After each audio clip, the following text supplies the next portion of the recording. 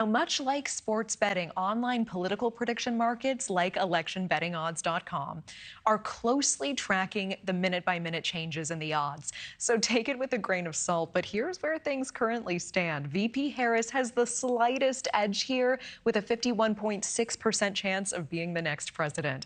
But how much can we rely on these odds, and how exactly does this work? Here to help break it all down, we're welcoming in Maxim Lott, creator of electionbettingodds.com. It's a fascinating world. Maxim, thanks for making the time tonight.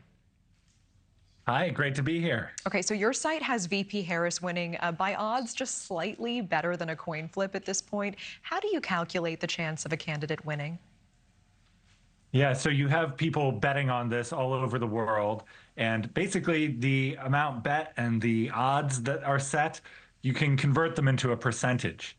So that's what my site does. And yeah, it's basically a coin flip right now. And by the way, it is sort of legal for Americans. There are a couple of sites like Predict It that have been grandfathered into the law, and regulators are currently debating that.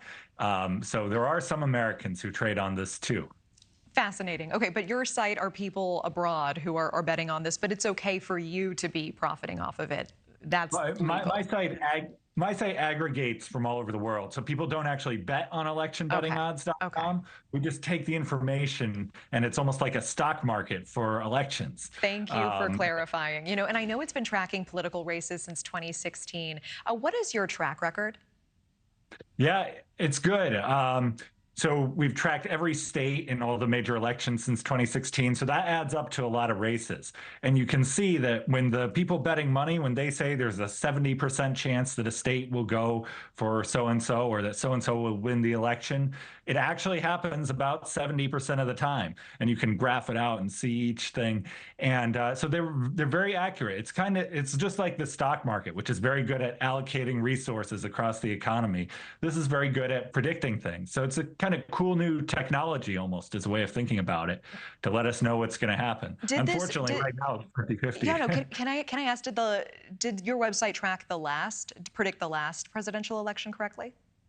It did give Biden the edge, yes. Interesting. Yeah, had him 60 Okay, we have so many topics to get to because, wow, you have your hand in a lot of things. You also have a close eye on artificial intelligence as well. Your website, trackingai.org, monitors bias in AI chatbots like ChatGPT. And right now, all of the AI you're tracking is responding more socially libertarian and economically left on the political spectrum. What is this something to worry about?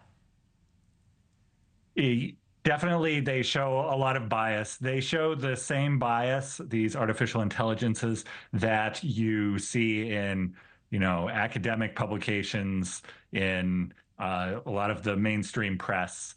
More than 90% of journalists' political contributions go to Democrats, just for example. And you see this kind of same thing reflected in artificial intelligence, largely because its data is based on published academic papers, news articles.